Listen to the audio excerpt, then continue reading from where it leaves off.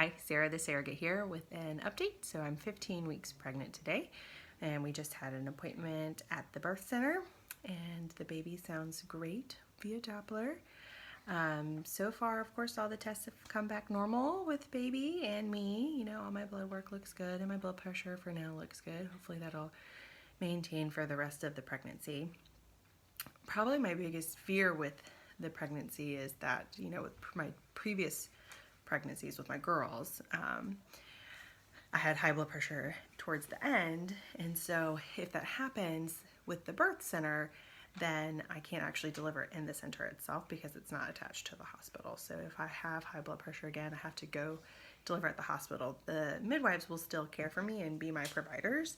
I just have to, again, be monitored in the hospital. And not even so much like, you know, continuous fetal monitoring so much as just my blood pressure has to be monitored more than probably what they do in the birth center. So that would be a bummer, you know, because I think that we would have a nicer experience in the birth center. The rooms are nice and big, and of course we're gonna have a lot of people in the room, you know, the parents, me and my husband, my doula, maybe a birth photographer, and of course the staff, the midwife, the nurse, and if my 4-year-old had to say, she would be there. She's very insistent that she wants to be there when the baby is born. Lily, do you want to come and tell everyone what you think about me having a baby for somebody else? Who are you talking to? I'm talking to a video, and people are going to watch the video. You want to come tell the video? Talk to the video? Yeah. What do you think about mommy having a baby for somebody else? It sounds good. It sounds good? Yes. Yeah? Uh-huh. What do you think? Do you have any other thoughts on it? Well, it would be nice to give something else to someone. Oh, that is very nice. You're right. Do you think it'll make them very happy to become parents? Yes. Yeah. Do you think they're really excited? Yes. Yeah. Ooh. Okay, go Keller. Thank you, silly. You know, both my kids understand that this is not our baby. It's not my husband and I's baby. It's not their baby. It's not their sibling. You know, that this baby belongs to the parents. They know the parents. They've met the parents. And they, you know, when I say, whose baby is this? They tell me the parents' names.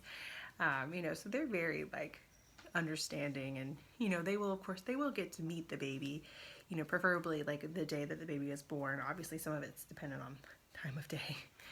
If it's middle of the night, that's not going to happen. You know, but hopefully they'll get to meet the baby at the center and, you know, be able to hold it and say their goodbyes, you know, because obviously they'll have seen me go through so many changes with getting and just being pregnant and seeing the baby grow in my belly and, you know, feeling the baby move and things like that. So, you know, it'll be nice for them to have that moment to say goodbye and to see the parents hold and love their baby because, you know, the parents definitely love this baby already. You know, the other really fun thing that's happened is, you know, we've all come out on Facebook. Oh, it's beautiful, sweetie. Oh, you're almost done with the skirt. Good job. The other fun thing is we've, again, come out on Facebook. And so, you know, of course, nothing is real and tangible until it's been put out on Facebook. So it wasn't a big deal to me. I pretty much, you know, told most of the people in my life at some point that I would want to do this. I do have my own doula business, and so sharing that was a shocker for probably some of my previous clients. I think almost all my current clients know, you know, because, you know, I do disclose that, hey, by the way, I am pregnant, BT dubs, if for whatever reason that's a problem for you. But anyway, so, you know, for a few of them, I've gotten messages today like, oh my gosh. But so far, I mean, everyone has been very supportive and, oh, that's so cool and that's so awesome. And, you know, they love the little video that I put out, which I've shared on on YouTube here too in a separate video if you want to look at it. Just, again, here we are, because, you know, here's the thing, especially with Facebook and social media the way it is, you know, there's going to be pictures of me with my big belly. It's not like I can hide the pregnancy, right, and shame. It's not going to go to a nunnery and hide until the baby's born, right? So it's going to be pretty obvious. I'm an obvious pregnant person, especially towards the end. It's really, like, hard to mistake my prego belly. You know, it's just going to be super, again, out in the open. So, I felt like it was important to be like, okay, yes, I'm pregnant. No, it's not mine. Not coming home. Not with me. No, no. I keep telling the parents, like, I hope you got your shit together because I'm not taking it home. You got to tell people because it's not coming home with me. So I think it was a bigger deal for them to, throw it out in the open and tell, everyone that this was happening in their lives. Because, with anyone who's struggled with having children, whether it be a female or a couple who are trying to adopt or whatever, that constant disappointment is hard, and not everybody wants to share that disappointment with other people. I've always been the type of person, like, the moment I'm pregnant, like, I'm telling everybody, because my thought process is, if I have a miscarriage, it's gonna be obvious that I'm sad, right? So why would I not be open and honest about that? And I don't think there's any shame. There's no shame in loss. So for me personally, I certainly didn't mind sharing that I was pregnant pretty early on, especially in my line of work. Even as my other job, of course, being a nurse in the emergency room, there are times where, like, I can't take care of certain types of patients, and I can't do certain things like give chemo drugs like methotrexate, because it could cause me to miscarry, right? So, like, knowing that that's always a possibility, it's like, I just tell people, like, obviously, like, again, I didn't put it on Facebook until they were ready and whatnot, but, like, within the people in my life that I encounter on a daily basis, like, they notice when I'm out and I don't have wine or whatever, like, it's just like, there's no point in hiding it. It's not a super, special secret, sort of, kind of. I mean, I guess it is. I guess it was. It's more that it was a surrogacy pregnancy. That's the super special secret than anything else. But anyway, so so that's my update for now. I do plan on in another video at some point talking about just the IVF process, because of, obviously, to obtain this pregnancy, I had to go through IVF, since it's not my egg, and it's, an egg donor, and then one of the dads creating embryos outside and then implanting a fertilized egg in my uterus. So, and that's like a pretty extensive process that I would like to talk about, just not in so long of a video. So I'll talk about that in another video, and just keep you updated on any fun, exciting things that are happening. Oh, another fun, exciting thing. I did hire my doulas.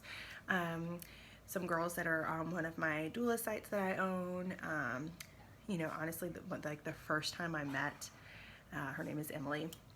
Mommy, who's going to get the baby out? Well, Mommy's going to push the baby out, technically, Lily. And then the midwives help get the baby out too. But my doula is going to be Emily. Remember, she was over here the other day? She's going to be my doula. Her and Colleen, they work together. They're partners. And they're going to be there when I have the baby. They're going to help support Mommy and Daddy and the other daddies. Ronnie and Philip. Yes, Ronnie and Philip. My girls understand that I'm a doula, and I like to help women have babies, and by having babies, like, support them while they're having their babies, because I'm not doing the hard work they are. And in this scenario, Emily and Colleen are supporting me. Anyways, back to when I first met Emily. Like, literally the moment I, left our meeting, I called my husband. I was like, if we ever have another baby, I'm hiring Emily right away. She just has this really positive energy about her, and I just love how chill she is. And I'm not a chill birther. I'm a terrible birther. I, lose my shit when I am, in the heat of it. And so I think I need someone who can balance that out. And then, not just for me, but then, for the other people in the room, really, again, my husband and the dads, no, it's really fine. Yes. Okay, maybe y'all just step out for a second. Well, me and Sarah will just have a heart-to-heart. Because it's not going to be cute, you guys. It's going to be so not cute. I want a birth photographer, just to capture some of the rawness of it, but it's going to be an ugly raw, not like a cute raw. Anyway, so those are all my fun updates for today. So anyways, thanks for watching, and again, as always, if you have questions, post below and I'll answer them in future videos. Alrighty, bye.